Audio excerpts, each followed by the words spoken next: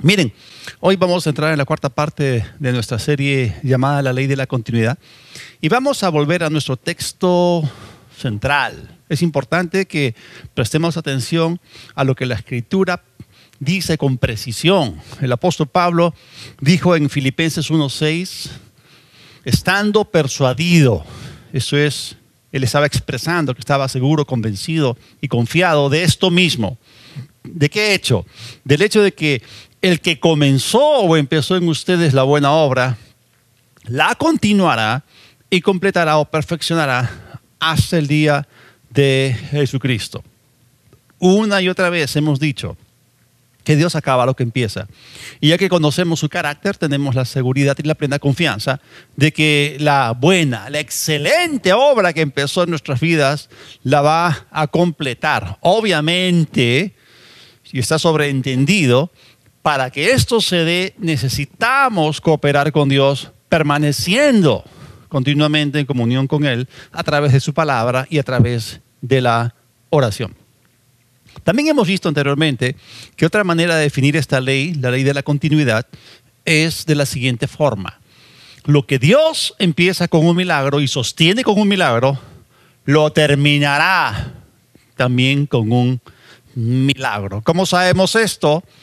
Porque conocemos el carácter de Dios, pero también la forma en la cual Él ha obrado en la historia.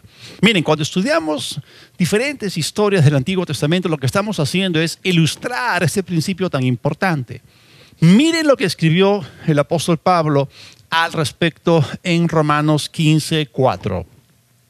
Porque las cosas que se escribieron antes, está hablando del Antiguo Testamento, para nuestra enseñanza se escribieron, a fin de que por la paciencia y la consolación de las Escrituras tengamos esperanza.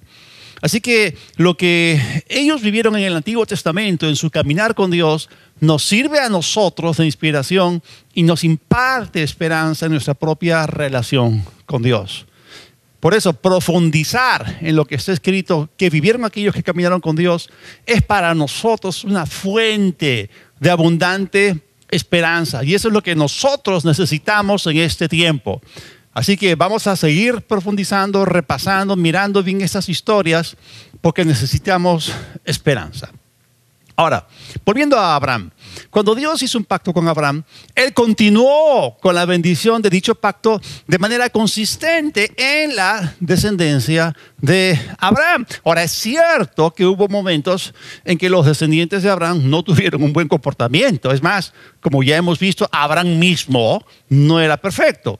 Pero Dios escogió hacer un pacto con él porque Él tenía una forma de hacer una gran diferencia entre lo que Él esperaba y la imperfección que en ese momento Abraham exhibía.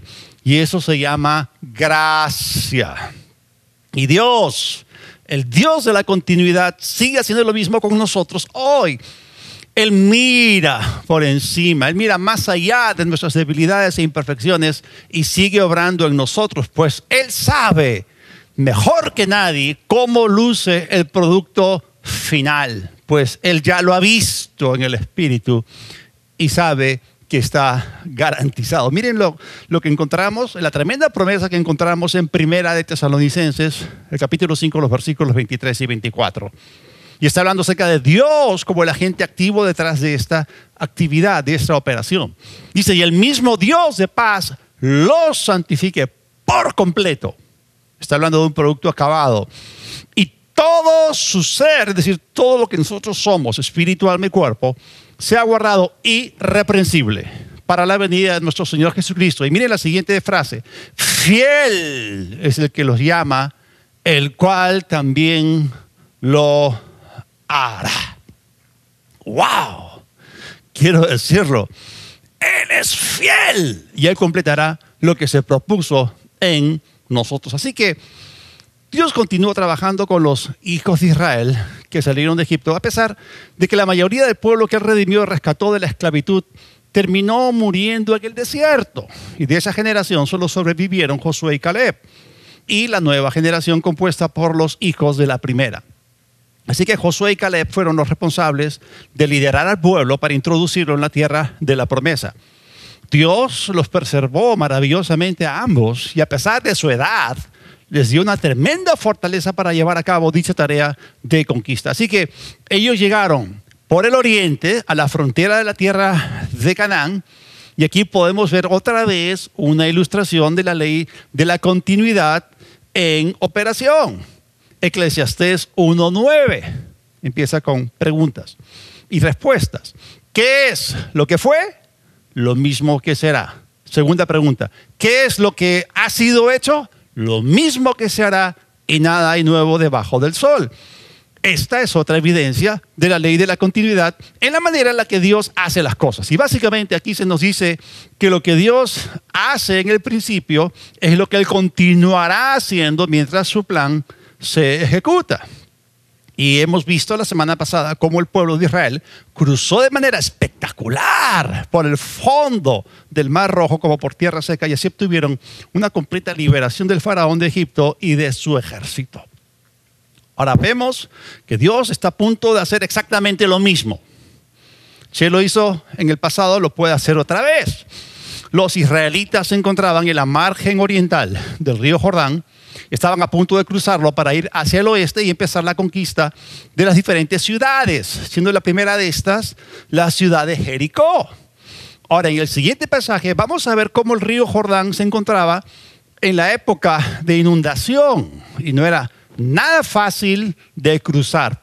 Por supuesto, los pueblos al occidente del río, al otro lado, sabían esto y conocían exactamente la posición del pueblo de Israel. Ya que se trataba de una tierra que no era muy grande, las noticias corrían rápido. Quiero explicarles que la tierra de Israel es una región de poca extensión territorial. Estamos hablando de unos 400 kilómetros de largo por unos 80 kilómetros de ancho. Algo parecido, semejante al departamento de Lima, Perú. Miren, el teatro de operaciones para el proyecto de conquista de la tierra prometida era un área no muy extensa que digamos, así que todos los reyes de aquella región vivían cada uno de manera aislada unos de otros en sus ciudades fortificadas. Esto significa que desconfiaban el uno del otro. Así que vamos a leer el pasaje que les dije, es Josué capítulo 3 versículos 14 al 17. Y aconteció, cuando partió el pueblo de sus tiendas para pasar el Jordán con los sacerdotes delante del pueblo, llevando el arca del pacto, cuando los que llevaban el arca entraron en el Jordán y los pies de los sacerdotes que llevaban el arca fueron mojados a la orilla del agua, porque el Jordán suele desbordarse por todas sus orillas todo el tiempo de la siega, las aguas que venían de arriba se detuvieron como en un montón bien lejos de la ciudad de Adam, que está al lado de Zaretán. Y las que descendían al mar del Arabá, al mar salado, se acabaron y fueron divididas. Y el pueblo pasó en dirección de Jericó. Mas los sacerdotes que llevaban el arca del pacto estuvieron en seco, firmes en medio del Jordán, hasta que todo el pueblo hubo acabado de pasar el Jordán y todo Israel pasó en seco. Acá vemos a Dios otra vez haciendo lo mismo. Él detuvo las aguas del río Jordán para que el pueblo pudiese cruzar en completa seguridad. Y después que cruzaron, juntaron 12 piedras del fondo del río, y cada una representando a las 12 tribus de Israel, y las colocaron allí a la orilla y las apilaron, hicieron como un tipo de monumento que fuese un recordatorio o memorial de este tremendo milagro que ellos acababan de presenciar. Y por eso vemos que el Dios de la continuidad continuó haciendo grandes cosas para su pueblo Israel. Él no los olvidó. Ahora, esto definitivamente tuvo un efecto en los pueblos de alrededor. Saltemos a Josué capítulo 5, versículo 1.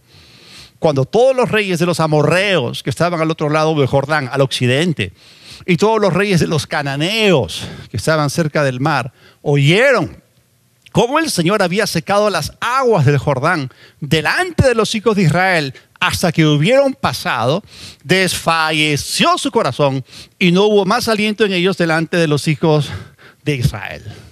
¡Wow! Esos reyes sabían que no estaban en capacidad para enfrentar al pueblo de Dios con confianza. Por supuesto que pelearon contra ellos, pero fueron completamente derrotados. Así que vemos aquí cómo Dios condujo a su pueblo hasta aquí y de repente, por así decirlo, Él puso los frenos, detuvo todo. Miren, ¿a qué me refiero? Acabamos de ver lo sobrenatural en acción. Vemos aquí el milagro de gracia partiendo las aguas del río Jordán y permitiendo que ellos lo cruzasen. Pero ahora Dios los llamó a un acto de obediencia. Dios demandó que en el pueblo todos los varones de esta nueva generación fuesen circuncidados. Continuemos leyendo el mismo capítulo. Josué 5, versículos del 2 al 5. En aquel tiempo el Señor dijo a Josué: hazte cuchillos afilados y vuelve a circuncidar la segunda vez a los hijos de Israel. Y Josué se hizo cuchillos afilados y circuncidó a los hijos de Israel en el collado de Aralot. Esa es la causa por la cual Josué los circuncidó. Todo el pueblo que había salido de Egipto, los varones, todos los hombres de guerra, habían muerto en el desierto por el camino después que salieron de Egipto.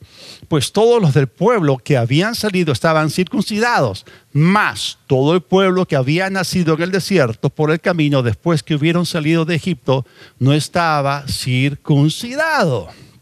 Así que durante los 40 años de peregrinación en el desierto, los padres fallaron en circuncidar a sus hijos. Ahora estos hijos ya habían crecido y Dios los llamó a circuncidarse ellos y también a sus hijos. Ahora, quiero explicar algo con respecto a esto. La señal visible del pacto que Dios había hecho con Abraham fue la circuncisión.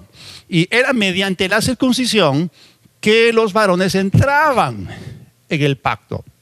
Sin ella, no eran legalmente capaces de tomar la tierra prometida en el pacto, a pesar de que Dios lo había jurado por sí mismo a Abraham. Esto significa que ellos debían calificar legalmente para heredarla. Así que después de cruzar el Jordán, todos ellos fueron circuncidados y una vez efectuado esto, ya estaban listos para tomar posesión de su herencia en el pacto. Quiero señalar algo aquí que es muy importante. Ellos debían honrar el pacto. Y es muy importante que nosotros honremos el pacto de Dios y que lo hagamos con seriedad. Estamos en pacto con Dios, estamos en un nuevo pacto en Cristo Jesús. Y mira, hermano, si tú no honras el pacto mediante tu fe, no te beneficiarás de él. Y miren, fue el pacto lo que los hizo a ellos una nación peculiar. Y es el pacto lo que nos hace a nosotros familia de Dios en Cristo Jesús. Así que Dios quería que ellos supiesen que su entera existencia estaba totalmente basada en el pacto que Él había hecho siglos antes con Abraham. Y si ellos como nación fueron preservados, no fue debido a su heroísmo, ni a sus buenas obras, ni tampoco debido a su propia fuerza. La única razón de su grandeza fue que ellos tenían el favor y el poder de Dios. Fue porque Dios, de manera soberana, conforme a sus planes y propósitos, había empezado una buena obra en ellos. Y por eso Dios quería que ellos entendiesen que todo esto estaba basado en su relación con Él. Y esa es la razón por la cual Él insistió tanto en la señal del pacto, que era la circuncisión. Ella los identificaba con Él como el pueblo del pacto, como el pueblo peculiar, el pueblo escogido, el pueblo o la nación de Dios. Es cierto que la circuncisión aún se practica en nuestros días, pero ya no tiene ningún valor espiritual al ser hecha en la carne. Porque cuando nosotros venimos a Cristo experimentamos la circuncisión de nuestros corazones.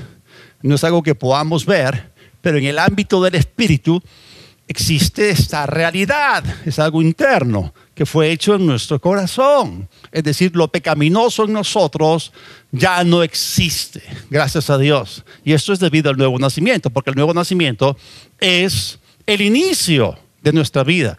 Es un verdadero milagro, es el mayor milagro. Es la impartición de la vida de Dios en nosotros por el Espíritu vivificante Jesucristo. Así que ese fue el inicio de nuestra vida espiritual y fue algo sobrenatural. Tú y yo somos personas sobrenaturales. Nuestro inicio en Cristo fue milagroso. Ahora, cuando los israelitas cruzaron el Jordán y fueron circuncidados, ya estaban listos para ir y tomar posesión de su herencia, que era la tierra de la promesa. Y lo siguiente fue que Dios entregó la ciudad de Jericó en sus manos. Y eso también fue algo milagroso. Estamos viendo milagro tras milagro. Estamos viendo aquí continuidad en lo sobrenatural de Dios. Vayamos al capítulo 6 de Josué, los versículos 16 y 17. Este es un detalle bastante importante. Y sucedió que a la séptima vez, cuando los sacerdotes habían tocado las cornetas, Josué dijo al pueblo: griten, porque el Señor les entrega la ciudad. Pero la ciudad será anatema al Señor, ella con todas las cosas que están en ella. Ahora, ¿qué significa esto? ¿Qué significa que la ciudad sería anatema al Señor? Miren, la palabra anatema se refiere a algo que es maldito si es que ciertas condiciones son cumplidas. ¿A qué me refiero? El término hebreo empleado aquí se refiere a la consagración total de cosas o personas al Señor, ya sea destruyéndolas o entregándoselas a Él como ofrenda. Otra traducción dice que la ciudad y todo lo que estaba en ella debía ser consagrado al Señor. Ahora, ¿por qué no? Uno se pregunta. Miren, es cierto que en Jericó existía la idolatría y había allí cosas que no agradaban a Dios. Es cierto, había ídolos, pero no todo allí era malo. Habían también allí muchos bienes. Había oro, había plata, había joyas, había ropa, árboles frutales, seguramente mucha comida almacenada, grandes depósitos de grano y de aceite. Y no había nada de malo con respecto a ello. Pero Dios llamó a todo esto dedicado o consagrado a Él. Entendamos el principio, el concepto detrás de esto. Lo que ha sido dedicado o consagrado al Señor y puesto aparte para Él, se vuelve anatema o maldito si alguien viene, lo toca y lo toma para sí mismo. Y eso fue lo que realmente ocurrió en el huerto del Edén con el árbol de la ciencia del bien y del mal. Dicho árbol en sí mismo no era malo, en lo absoluto, porque todo lo que Dios creó fue bueno. Su fruto tampoco era malo. Es decir, nada en ese árbol podía producir enfermedad ni tampoco la muerte. Simplemente había sido dedicado o consagrado a Dios. Y esto significa que estaba restringido para el hombre. Dicho árbol se constituyó en una prueba para Adán y Eva para ver si ellos iban a honrar a Dios. Y miren, tenemos que ver el cuadro completo. Dios les había dado a ellos múltiples árboles frutales de la más alta calidad de fruto para que comiesen de ellos. Ellos también tenían al mismo tiempo acceso al mejor de todos los árboles, al árbol de la vida que estaba en el medio del huerto junto con el otro árbol. Pero ellos, en vez de comer del árbol de la vida, escogieron comer del árbol del conocimiento del bien y del mal. Miren, en vez de escoger el árbol permitido, escogieron el prohibido. Así que lo que ocurrió fue que ellos traspasaron un límite, por así decirlo, cruzaron una frontera y tomaron algo a lo cual no tenían derecho, ni tampoco les pertenecía y que expresamente había sido prohibido por Dios. Y Dios hizo lo mismo con respecto al botín de la ciudad de Jericó. Explícitamente les mandó que no tomasen nada de la ciudad para ellos. Y lo interesante aquí, y este es el principio que encontramos, que se trataba de la primera ciudad, las primicias de la tierra prometida. Y siempre, escúchenme bien, siempre lo primero debe ser dedicado, apartado o separado para Dios. Así que Dios pone el diezmo en tus manos y debido a que Él quiere bendecirte en tus finanzas, Él te pide que lo honres, que le muestres honra separando el diezmo. Esto es la primera parte de tus ingresos y que se la devuelvas a Él en honra. Esto es lo que Él te pide y eso tú lo tienes en tus manos. Por supuesto que tú puedes escoger no hacerlo. Si no honras a Dios, lo que estás haciendo es abrir puertas para que el diablo te alcance. Y no me refiero a que alcance tu espíritu o tu alma. Estoy hablando específicamente de tus finanzas. Porque no diezmar coloca tus finanzas al alcance de la maldición de pobreza que está en el mundo y que afecta a millones. Así que tenemos que ver el principio aquí. La gente que rehúsa obedecer a Dios en cuanto al diezmo se restringe a sí misma de una gran porción de verdad revelada. Es decir, ellos nunca van a llegar a entenderla, ni tampoco van a progresar en su caminar espiritual como debieran debido a esta desobediencia. Hermanos, quiero hablarles por experiencia. Tengo mucho kilometraje en Cristo, si se puede decir así. Llevo 40 años en Cristo. Tengo 33 años en el ministerio a tiempo completo y 18 de pastor. Y he visto que la gente que ha rehusado diezmar tiene, por así decirlo, sus piernas espirituales atadas. Nunca se desarrollan espiritualmente, ni llegan a ser espiritualmente fuertes. Siempre están tropezando en una o en otra manera. Y otra característica que he podido notar en ellos es que siempre están cruzando límites prohibidos. Siempre se inmiscuyen en asuntos ajenos y tienen problemas con el dinero ajeno. Si tú tocas el dinero de Dios, entonces tocar el dinero de alguien más no te será gran cosa. Entonces, esto mismo fue lo que pasó y lo que Dios les dijo a los israelitas. Veámoslo en Josué 6, versículos 18 y 19. Pero ustedes guárdense del anatema. No toquen ni tomen nada del anatema. No sea que, esta es una advertencia, no sea que hagan anatema el campamento de Israel, es decir, maldito el campamento de Israel y le ocasione destrucción. Pero toda la plata, el oro y los utensilios de bronce y de hierro serán consagrados al Señor y formarán parte del tesoro del Señor. Y miren, nosotros conocemos la historia de lo que ocurrió después. Fue una triste historia. Y eso también fue escrito para que nosotros aprendamos. Un hombre llamado Acán tomó varias cosas de la ciudad de Jericó que no debía tocar ni tomar y trajo una maldición sobre Israel. ¿Y cómo se supo esto? Porque cuando ellos fueron a la guerra para conquistar una ciudad pequeña llamada Hai, fueron derrotados. Ellos sufrieron debido al pecado de Acán. Así que Josué, sin saber lo que estaba pasando, oró. Y Dios le dijo que alguien del pueblo había tomado del anatema. Había robado lo que le pertenecía a Dios y había mentido escondiéndolo entre sus cosas. Así que Josué hizo una inspección y Dios lo dirigió hacia el hombre que había pecado y allí recién él pudo tratar con el asunto. Pero vemos aquí en operación la ley de las primicias o de los primeros frutos. Es un principio o ley que trata con las cosas dedicadas, separadas o consagradas a Dios. Escuchen bien, hay cosas que son de Dios, reservadas para Él y que nosotros no debemos tocar. Y esas cosas, como he explicado antes, no necesariamente son malas en sí mismas. Es Dios el que quiere que le mostremos la honra y el honor que Él se merece, como creador, como dueño de todo. Y una de las formas en las que lo honramos es cuando Él dice, eso no es tuyo, entonces no lo tocas.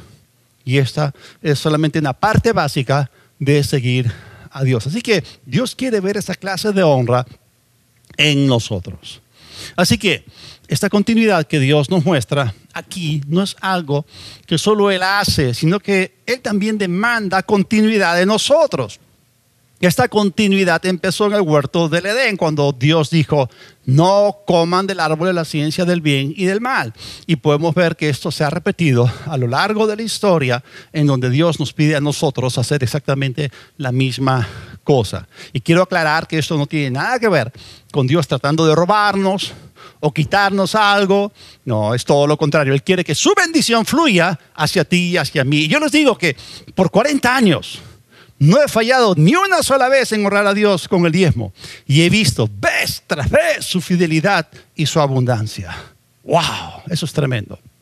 Dios nos saca a nosotros de estrechez económica cuando empezamos a aplicar lo que Él ha establecido. Y puede que esto no sea de la noche a la mañana, pero si aplicamos el principio de manera continua y consistente, su bendición nos alcanzará. Y esta es una ley, es un principio establecido y es algo completamente seguro. Sigamos ilustrando la ley de la continuidad. Hemos visto que un personaje bíblico que demostró esta ley de manera eficiente fue David. Y vamos a ver algunos otros aspectos, aparte de lo que ya hemos mencionado acerca de él. Volvamos a 1 Samuel, el capítulo 16, el versículo 13. Acá se habla del profeta Samuel.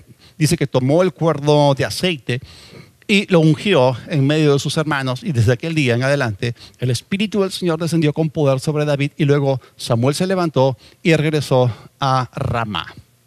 Este cuerno contenía un aceite especial que era preparado con ingredientes específicos ordenados por Dios. Así que Samuel ungió a David delante de sus hermanos y el Espíritu de Dios vino sobre él.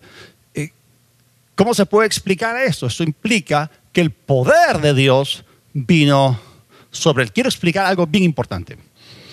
Es necesario establecer la diferencia entre un milagro de Dios y lo que ocurre cuando Dios bendice las obras de alguien. Ambas cosas no siempre son lo mismo. Y digo esto porque muchas de las cosas que vemos hoy parecen ser milagrosas, pero técnicamente no son milagros, son bendiciones de Dios. Otra vez, por ejemplo, yo por 40 años he diezmado fielmente y Dios ha bendecido mis finanzas. Ahora, no puedo decir que Dios me ha concedido milagros financieros abruptamente, pero sí puedo decir que cosas muy buenas me han ocurrido. Pero lo que más he visto en mi vida ha sido una bendición lenta, constante, sostenida de Dios sobre lo que yo hago. Y a esto no lo podemos llamar necesariamente algo milagroso. Se los explico así. Una cosa es una intervención directa del poder de Dios, milagro, y otra, el resultado de aplicar principios. Eso es bendición. Así que la mano de Dios puede estar detrás de ciertas acciones. Por ejemplo, fue la mano de Dios la que estuvo detrás de las acciones de David. Así que quiero volver nuevamente a esta historia y ver los detalles de cómo todo esto ocurrió. Y nosotros podemos aprender mucho del proceso. 1 Samuel 17:36. Otra vez, el escenario que es el Valle de Ela y la confrontación entre David y Goliat. Fuese león, fuese oso, tu siervo lo mataba, y este filisteo incircunciso será como uno de ellos, porque ha provocado al ejército del Dios viviente. ¿Qué encontramos aquí? Aquí vemos que David demostró una actitud, y tuvo dicha actitud por lo que conocía de la palabra de Dios, y en segundo lugar por una unción, la unción que estaba sobre él. Y esta fue una actitud de osadía y de confianza. Así que él tuvo esta actitud por lo que había visto ocurrir en su propia vida, en su trato con Dios. Porque mientras él estaba cuidando las ovejas de su padre, esta actitud causó que él se levantase y enfrentase directamente al león y al oso, matándolos a ambos. Así que definitivamente Dios estaba obrando activamente en él y lo capacitó para tener dicha clase de actitud triunfadora. Y por eso cuando Dios obra en nosotros, experimentamos un cambio de actitud. Experimentamos un cambio de actitud con respecto a las circunstancias. Ganamos una confianza y osadía que antes no teníamos. Y comenzamos a hacer cosas que antes jamás hubiésemos soñado hacer. Y lo segundo que quiero mostrarles aquí, que la unción de Dios hizo en David fue lo siguiente. La unción siempre nos conduce a prepararnos, nos lleva a la preparación. Porque antes que David descendiese al valle de Ela para enfrentarse con el gigante, el rey Saúl trató de convencerlo que usase su armadura para enfrentar al Goliat. Y si David la hubiese aceptado, Goliat lo hubiese matado rápidamente. ¿Por qué? Porque no era algo con lo que David estaba familiarizado, ni tampoco con lo cual estaba acostumbrado a pelear. Es decir, él nunca había probado dicho método de pelea. Recuerden que él era un pastor. Dios nos usa a nosotros de diferentes maneras. Esto significa que hay diferentes métodos para diferentes personas. Por ejemplo, con respecto al tema de enfrentar leones, vamos a hablar acerca de 3 hombres de Dios que enfrentaron leones en la Biblia. Siendo el primero, obviamente, David. Vemos cómo David mató al león y también al oso, probablemente con su vara de pastor. Yo no pienso que David los golpeaba directamente con sus puños, sino más bien lo hizo con su vara, la cual era parte de su arsenal personal, al igual que su honda. El segundo hombre de Dios que enfrentó un león fue Sansón. Sansón, por otro lado, debido a la unción de Dios que venía sobre él, literalmente despedazó a un león con sus propias manos. Esta fue una operación totalmente diferente del poder de Dios, porque sabemos que Sansón, por la unción de Dios que estaba sobre él, él exhibía una fuerza, una fortaleza sobrehumana. Tercer hombre, Daniel. Cuando Daniel fue echado a un foso lleno de leones que no habían comido, tenían mucha hambre, él no se pasó la noche matando leones, ¿no? Él se echó a dormir en paz mientras un ángel de Dios le cerraba la boca. Así que en esas 3 batallas contra leones, estos leones fueron derrotados bajo diferentes métodos.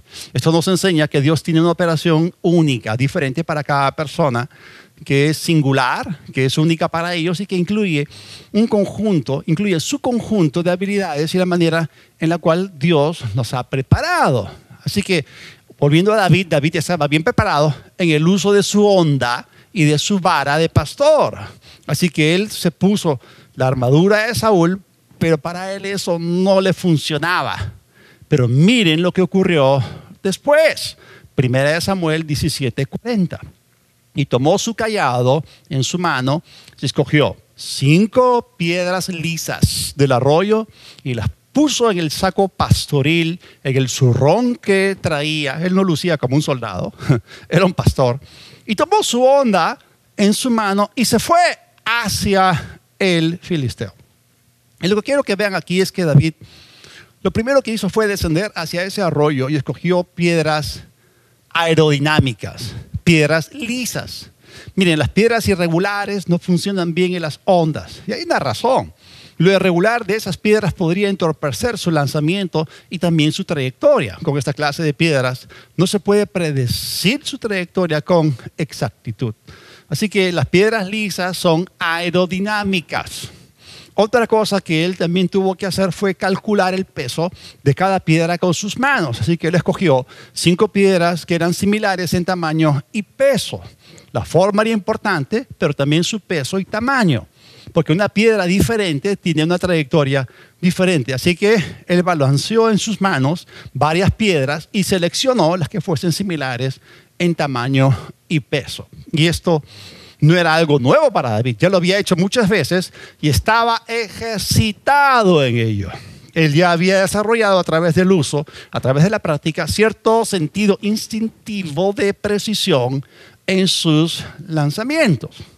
La palabra de Dios nos habla acerca de la tribu de Benjamín, que había 2 personas zurdas, escogidas, que lanzaban una piedra con una honda y le daban a un cabello. Imagínense qué tal puntería. Otro ejemplo al cual podemos acudir es los indios en las llanuras de Norteamérica. Ellos eran maestros lanzando flechas.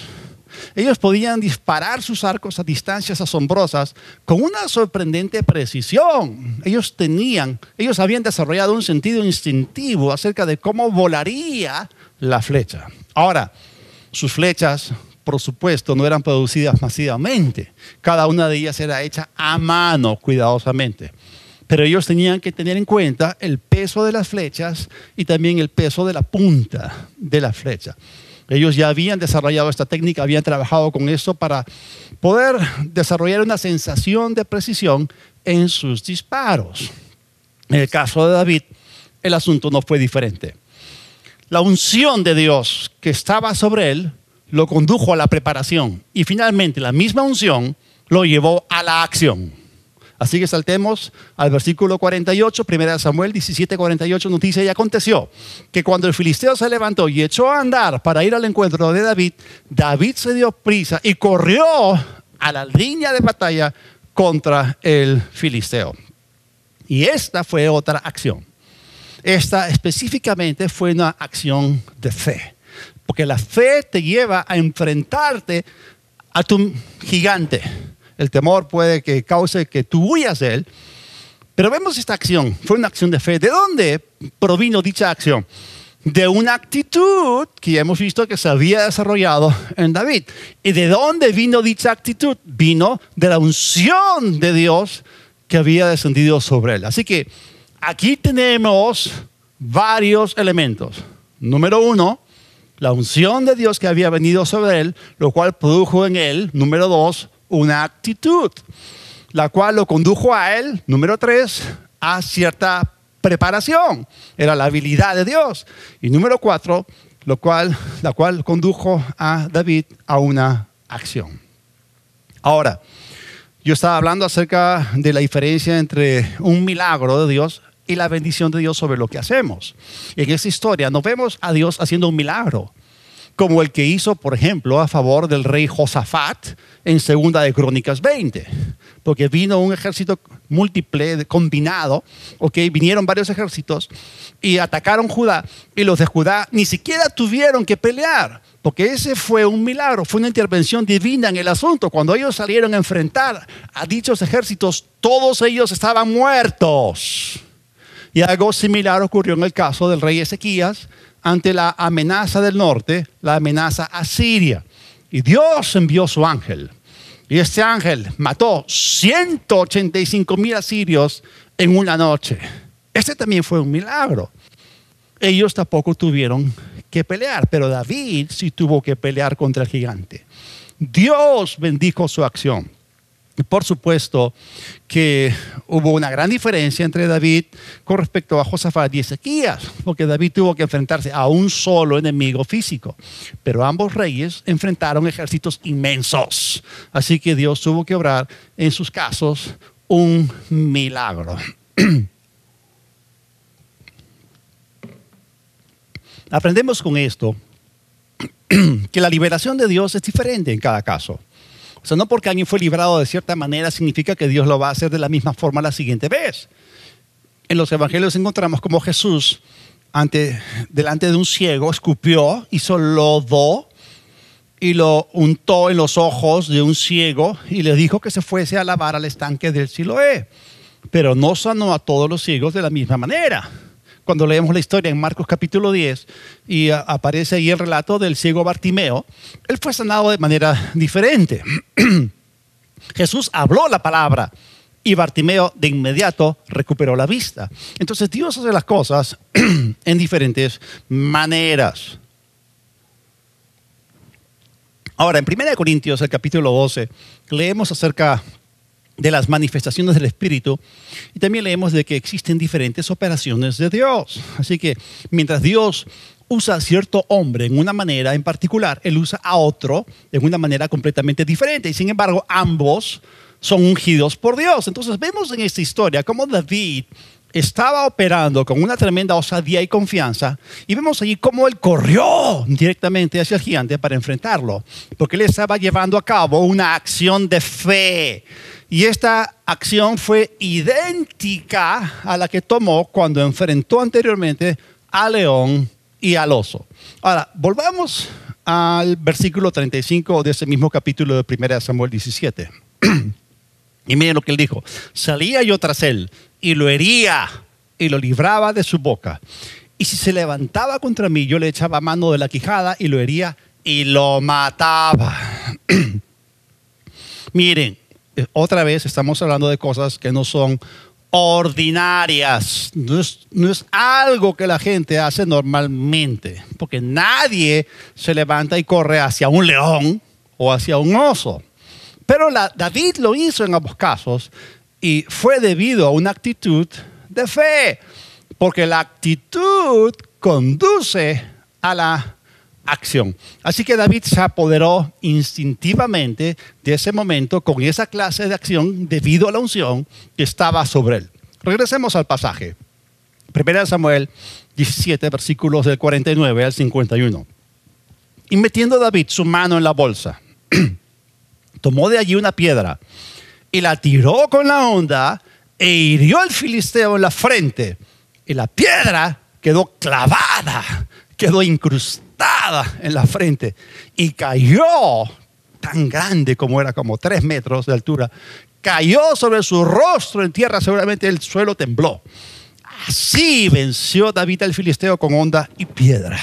E hirió al filisteo y lo mató sin tener David espada en su mano. Entonces corrió David y se puso sobre el filisteo, es decir, lo puso debajo de sus pies, y tomando la espada de él y sacándola de su vaina, obviamente era una espada bastante grande y pesada, lo acabó de matar y le cortó con ella la cabeza. En la Biblia se habla del término herir en la cabeza. Y luego aquí nos habla de cortarle la cabeza. Y cuando los filisteos vieron a su paladín muerto, huyeron.